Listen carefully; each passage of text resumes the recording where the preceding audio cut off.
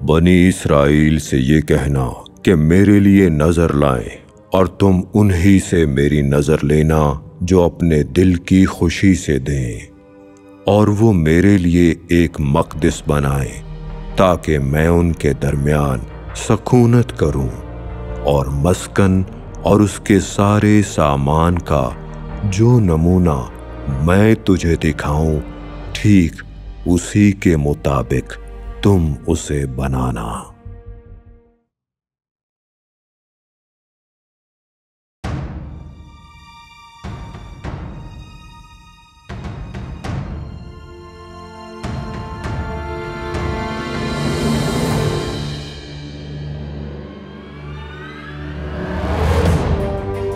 बहरे कुल्ज़ुम के फटने के बाद ऐसा महसूस होता था कि बनी इसराइल खुदा ताला के हर हुक्म की इताअत दिलो जान से करेंगे।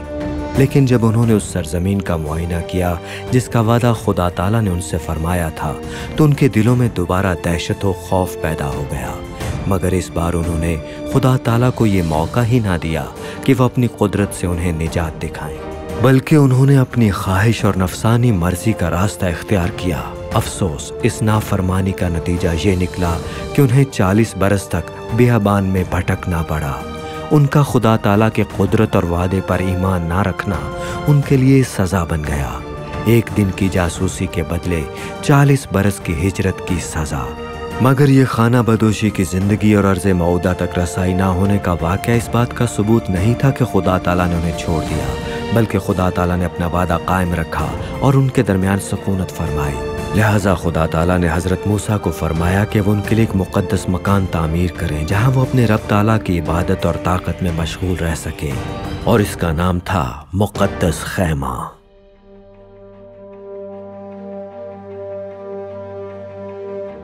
रात के वक्त खुदा ताला की हुजूरी उनके लिए सुतून आतिश की सूरत में ज़ाहिर होती ताकि वो अपनी रहनुमाई और हिफाजत हासिल कर सकें।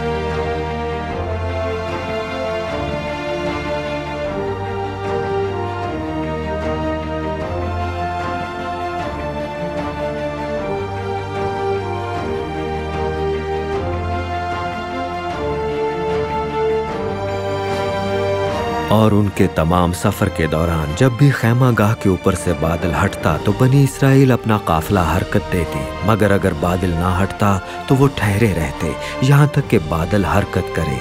हर सफ़र के दौरान दिन के वक्त खैमा गाह पर खुदा ताला का बादल रहता और रात के वक्त उसमें आग रोशन होती, और ये सब कुछ हमेशा बनी इसराइल की नज़रों के सामने होता।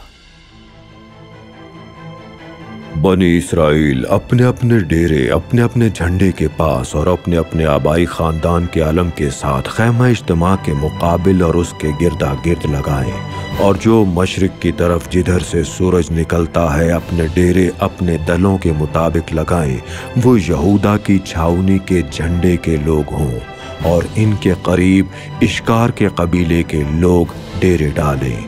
फिर ज़ुबूलून का कबीला हो, और जुनूब की तरफ अपने दलों के मुताबिक रोबन की छावनी के झंडे के लोग हों, और इनके करीब शमून के कबीले के लोग डेरे डालें। फिर जद का कबीला हो, फिर खैमा इज्तिमा माँ लावियों की छावनी के जौ और छावनियों के बीच में होगी, आगे जाए, और जिस तरह से लावी डेरे लगाएं उसी तरह से वो अपनी अपनी जगह और अपने अपने झंडे के पास पास चले, और मगरिब की तरफ अपने दलों के मुताबिक इफ्राइम की छावनी के झंडे के लोग हों, और इनके करीब मनस्सी का कबीला हो, फिर बिन्यामीन का कबीला हो, और शुमाल की तरफ अपने दलों के मुताबिक दान की छावनी के झंडे के लोग हों, इनके करीब आशिर के कबीले के लोग डेरे लगाएं, फिर निफ्ताली का कबीला हो। ये हैं बनी इसराइल के वो लोग जिन्हें इनके आबाई खानदानों के मुताबिक शुमार किया गया, और उनकी तमाम छावनियों में गिने गए अफराद की कुल तादाद 6,03,550 थी। लेकिन लावियों को बनी इसराइल के साथ शुमार नहीं किया गया, जैसा कि खुदावंद ताला ने हजरत मूसा को हुक्म दिया था। चुनाचे बनी इसराइल ने वैसा ही किया। खुदावंद ताला ने हजरत मूसा को जो हुक्म दिया, उन्होंने उन्हीं हिदायत के मुताबिक अपने झंडों के साथ डेरे लगाए, और फिर वो अपने अपने खानदान के मुताबिक कूच करते गए।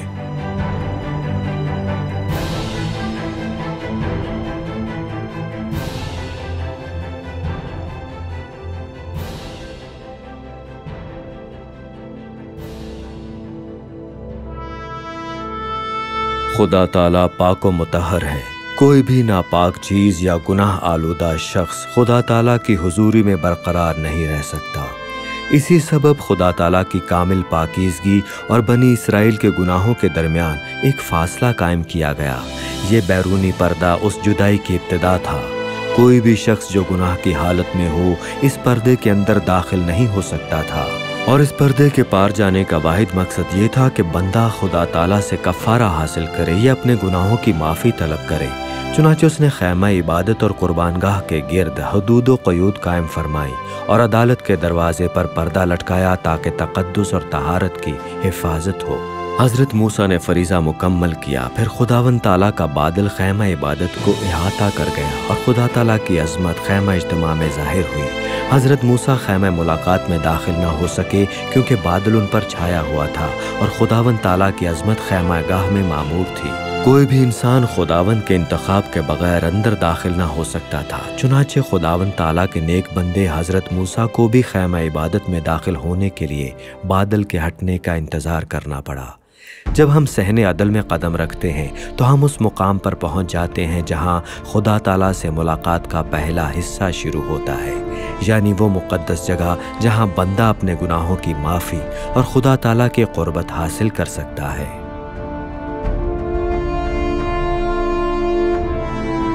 और तू कीकर की लकड़ी की कुर्बानगाह 5 हाथ लंबी और 5 हाथ चौड़ी बनाना। वो कुर्बानगाह चौखूंटी और उसकी ऊंचाई 3 हाथ हो, और तू उसके लिए उसके चारों कोनों पर सींग बनाना, और वो सींग और कुर्बानगाह सब एक ही टुकड़े के हों, और तू उनको पीतल से मंडना। और तू कुर्बानगाह के लिए कीकर की लकड़ी की चोबें बनाकर उनको पीतल से मंडना, और तू उन चोबों को कड़ों में पहना देना कि जब कभी कुर्बानगाह उठाई जाए वो चोबें उसकी दोनों तरफ रहें। खुदा ताला ने हुक्म दिया था कि रोज़ाना कुर्बानी और नजराना पेश किया जाए ताकि उस और उसके बंदों के दरमियान कायम किए गए अहद इलाही की तजदीद होती रहे। ये कुर्बानी और नजराने सिर्फ और सिर्फ खुदा ताला की रज़ा और क़ुर्बत के लिए पेश किए जाते थे। राहत अंगेज खुशबू ठहरे ऐसी ही सौख्तनी कुर्बानी तुम्हारी पुश्त दर पुश्त खैमा इज्तिमा के दरवाजे पर खुदावंद के आगे हमेशा हुआ करे। वहाँ मैं तुमसे मिलूंगा और तुझसे बातें करूंगा, और वहीं मैं बनी इसराइल से मुलाकात करूंगा, और वो मुकाम मेरे जलाल से मुक़द्दस होगा। अगले मंजर में हम एक आबे तहारत का हौज़ देखते हैं जो कुर्बानगाह और खैमा इज्तिमा के दरमियान हिकमत के मुताबिक नस्ब किया गया था। ये हौज़ खादमीन इबादत के लिए जिस्मानी और रूहानी पाकीज़गी का वसीला था। तू धोने के लिए पीतल का एक हौज़ और पीतल ही की उसकी कुर्सी बनाना, और उसे खैमा इज्तिमा और कुर्बानगाह के बीच में रखकर उसमें पानी भर देना। हारून और उसके बेटे अपने हाथ पांव उससे धोया करें। खैमा इज्तिमा में दाखिल होते वक्त पानी से धो लिया करें ताकि हलाक ना हो, या जब वो कुर्बानगाह के नज़दीक खिदमत के वास्ते यानी खुदावंद के लिए सौख्तनी कुर्बानी चढ़ाने को आए तो अपने अपने हाथ पांव धो लें ताकि मर ना जाएं। ये उसके और उसकी औलाद के लिए नस्ल दर नस्ल दायमी रस्म हो। एक बार फिर हम उसी मुकाम पर पहुंचते हैं जहां मजीद इम्तिजाज से अलग थलग और बढ़ती हुई तकद्दुस की हालत नजर आती है, क्योंकि सिर्फ यहूदी इमाम ही खैमा मुलाकात में दाखिल हो सकते थे। तू एक पर्दा खैमा के दरवाजे के लिए आसमानी अर्गवानी और सुर्ख रंग के कपड़ों और बारीक बटे हुए कतान का बनाना और उस पर बेल बूटे कढ़े हुए हों, और तो खालिस सोने का एक शमादान बनाना। वो शमादान और उसका पाया और डंडी सब घड़ के बनाए जाएं, और उसकी प्यालियां और लट्टू और उसके फूल सब एक ही टुकड़े के बने हों।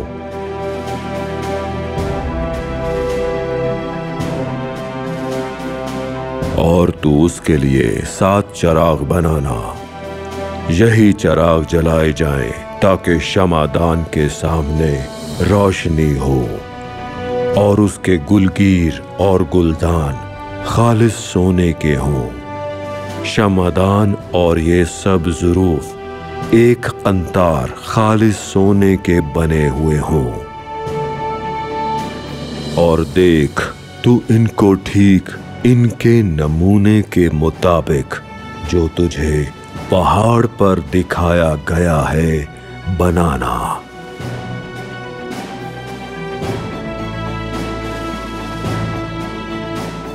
बैरूनी दुनिया से अलग थलग मुकद्दस मुकाम के लिए रोशनी का वाहिद जरिया 7 चिराग थे जो सोने के चिरागदान के ऊपर रखे गए थे।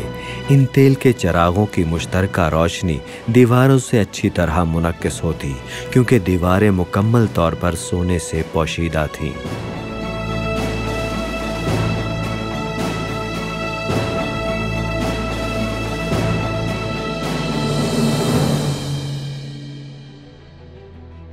चिरागदानों की हल्की रोशनी कमरे में फैलती रहती और इसे ताम की मेज़ तक रोशन करती।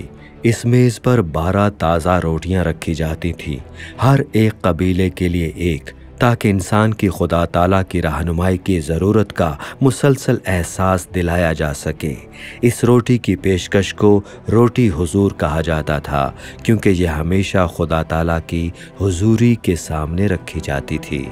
और तू 2 हाथ लंबी और 1 हाथ चौड़ी और 1.5 हाथ ऊंची कीकर की लकड़ी की एक मेज भी बनाना, और उसको खालिस सोने से मंडना, और उसके गिरदा गिर्द एक ज़रयन ताज बनाना, और उसके चौगिर्द 4 उंगल चौड़ी एक कंगनी लगाना, और उस कंगनी के गिरदा गिर्द एक ज़रयन ताज बनाना, और सोने के 4 कड़े उसके लिए बनाकर उन कड़ों को चारों कोनों में लगाना जो चारों पायों के मुकाबिल होंगे।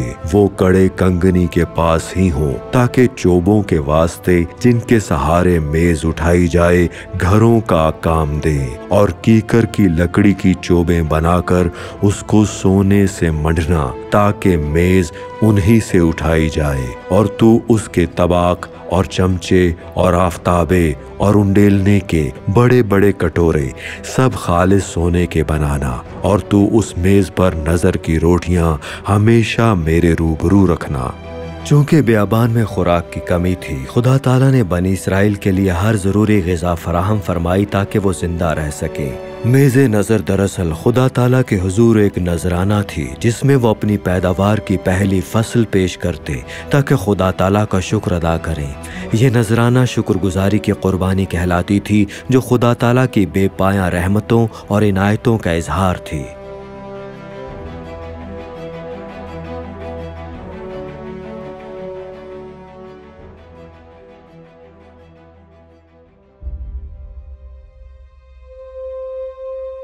कुर्बानगाह बखूर इस हकीकत की अलामत थी कि बंदों की दुआएं मुसलसल खुदा ताला की तरफ बुलंद होती रहें। ये कुर्बानगाह इस बात की नुमाइंदा थी कि ये दुआएं खुदा ताला की नज़र में खुशबू की मानिंद खुशगवार और मकबूल होती हैं, और वो इन्हें अपनी हुजूरी में कबूल फरमाते हैं।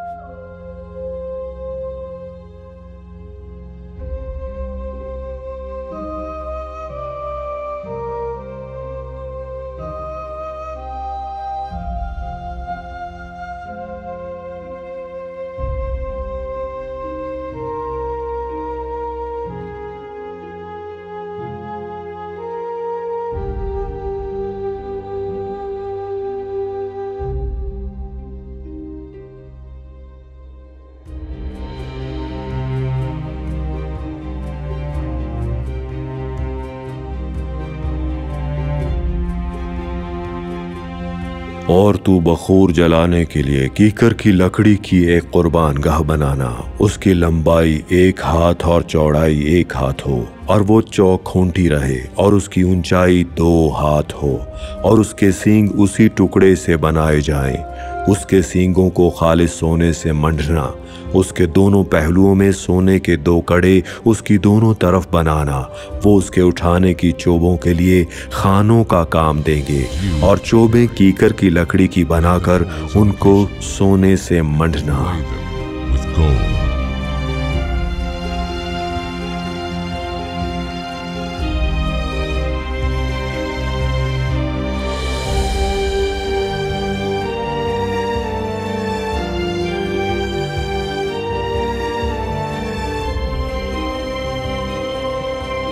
कुर्बान गाहे बखूर के फौरन बाद सबसे मुक़द्दस मुकाम आता था।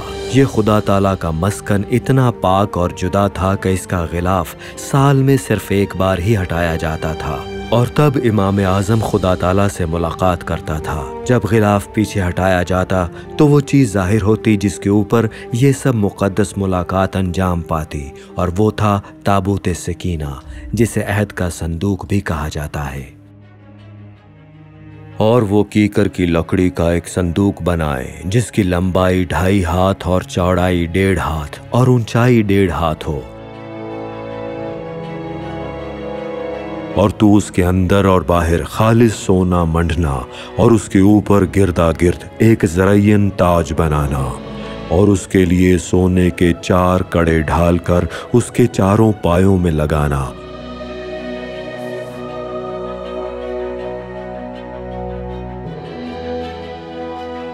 2 कड़े एक तरफ हों और 2 ही दूसरी तरफ, और कीकर की लकड़ी की चोबें बनाकर उन पर सोना मंडना। इन चोबों को संदूक के अतराफ के कड़ों में डालना, और उनके सहारे संदूक उठ जाए। और तो कफ़ारा का सरपोश खालिस सोने का बनाना, जिसका तूल 2.5 हाथ और अर्ज 1.5 हाथ हो, और सोने के 2 करूबी सरपोश के दोनों सिरों पर घड़कर बनाना। एक करूबी को एक सिरे पर और दूसरे करूबी को दूसरे सिरे पर लगाना, और तुम सरपोश को और दोनों सिरों के करूबियों को एक ही टुकड़े से बनाना। और वो करूबी इस तरह ऊपर को अपने पर फैलाए हों कि सरपोश को अपने परों से ढांक लें, और उनके मुंह आमने सामने सरपोश की तरफ हों।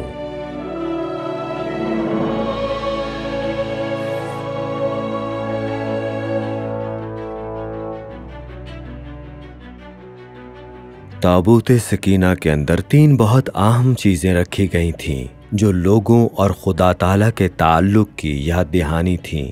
हर एक चीज़ बनी इसराइल को खुदा ताला से सीखे गए एक मखसूस सबक की याद दिलाती थी।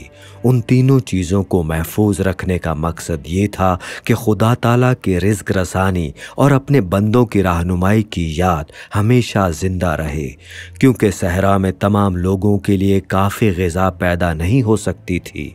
इसलिए खुदा ताला ने हर सुबह उनके लिए एक ख़ास खुराक यानी मन मुहैया फरमाई। हर हफ्ते के 6 दिन वो ये खुराक जमा करते। ये रिज़्क़ आसमान की तरफ से भेजा गया था। बनी इसराइल ने 40 साल तक हर सुबह वफ़ादारी के साथ ये मन हासिल किया ताकि ये खुदा ताला की बरकत की दायमी गवाही बन जाए।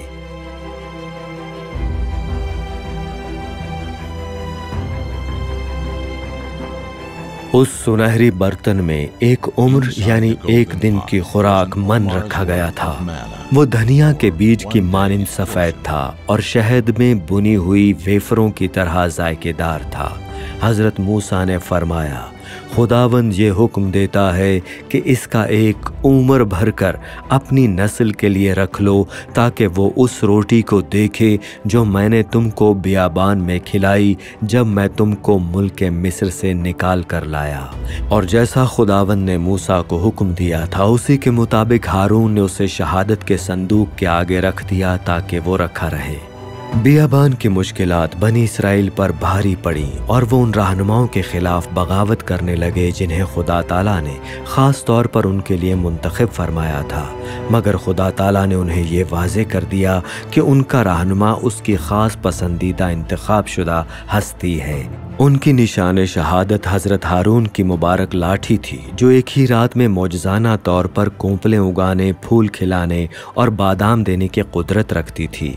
ये उनके लिए एक दायमी याद दहानी थी कि वह खुदा ताला के मुंतखब बंदे पर शिकवा ना करें।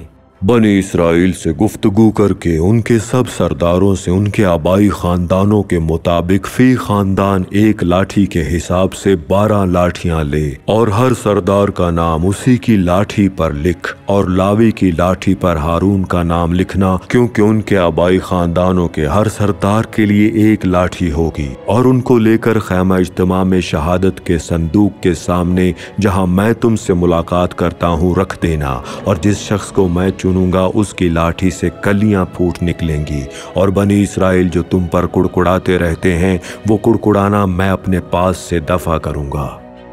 अगले दिन हज़रत मूसा खैमा गवाही में दाखिल हुए और देखा कि हज़रत हारून की मुबारक लाठी जो लावी के घराने की नुमाइंदगी करती थी, न सिर्फ कोंपलें निकाल चुकी थी बल्कि उसमें कलियां भी नमूदार हो चुकी थी।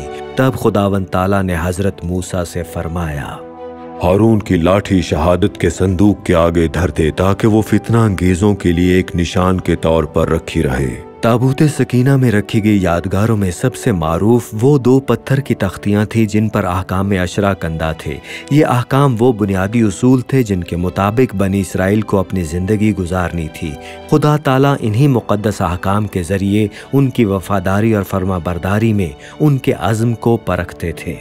पहली लौहों की मानिंद पत्थर की 2 लौहें अपने लिए तराश लेना, और मैं उन लौहों पर वही बातें लिख दूंगा जो पहली लौहों पर जिनको तूने तोड़ डाला मरकूम थी। चुनाचे हज़रत मूसा ने पहली तख्तियों जैसी 2 नई पत्थर की तख्तियां तैयार की और सुबह के वक्त खुदा ताला के हुक्म के मुताबिक कोहे सीना की जानिब रवाना हुए, दोनों तख्तियां अपने हाथों में थामे हुए। खुदावन तेरा खुदा जो तुझे मुल्क मिस्र से और गुलामी के घर से निकाल लाया मैं हूँ। मेरे हुजूर तो गैर माबूदों को ना मानना। तू अपने लिए कोई तराशी हुई मूरत ना बनाना, ना किसी चीज की सूरत बनाना जो ऊपर आसमान में या नीचे जमीन पर या जमीन के नीचे पानी में है। तू उनके आगे सिजदा ना करना और ना उनकी इबादत करना, क्योंकि मैं खुदावन तेरा खुदा गयूर खुदा हूँ, और जो मुझसे अदावत रखते हैं उनकी औलाद को 3री और 4थी पुश्त तक बाप दादा की बदकारी की सज़ा देता हूँ, और हज़ारों पर जो मुझसे मोहब्बत रखते और मेरे हुक्मों को मानते हैं रहम करता हूँ। तू खुदावंद अपने खुदा का नाम बेफ़ायदा ना लेना, क्योंकि जो उसका नाम बेफ़ायदा लेता है खुदावंद उसे बेगुनाह ना ठहराएगा। याद करके तू सबत का दिन पाक मानना। 6 दिन तक तू मेहनत करके अपना सारा काम काज करना, लेकिन 7वां दिन खुदावंद तेरे खुदा का सबत है।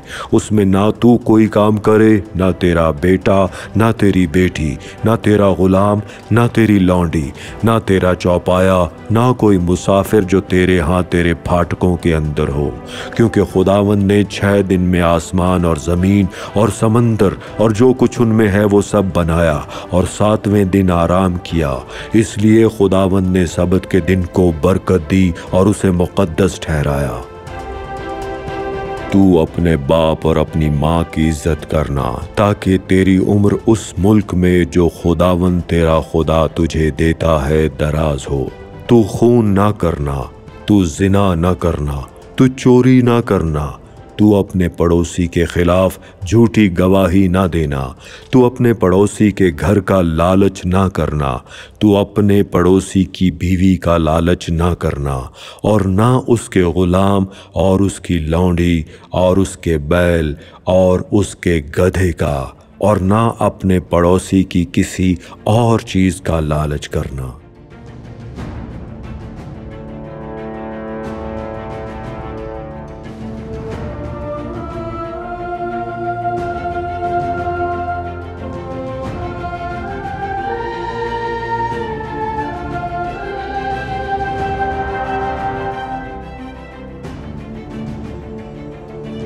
यही वो मुकाम है जो ताबूत सकीना के मुअज़्ज़ज़ सरपोश पर वाक़े है, और जिसे कुर्सी रहमत के नाम से जाना जाता है।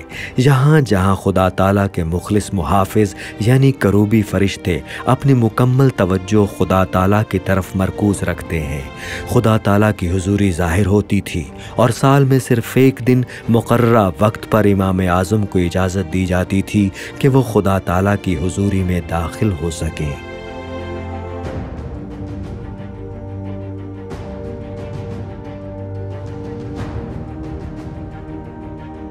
मुक़द्दस तरीन मुकाम में कोई चरागदान न था और कोई मसनूई रोशनी भी इजाज़त न थी। यहाँ जहाँ जावेदाने खुदा ताला फ़ानी इंसान से मुलाकात फरमाते थे, रोशनी का वाहिद माखिज़ खुदा ताला की हुजूरी में पाई जाने वाली कामिल पाकीज़गी थी।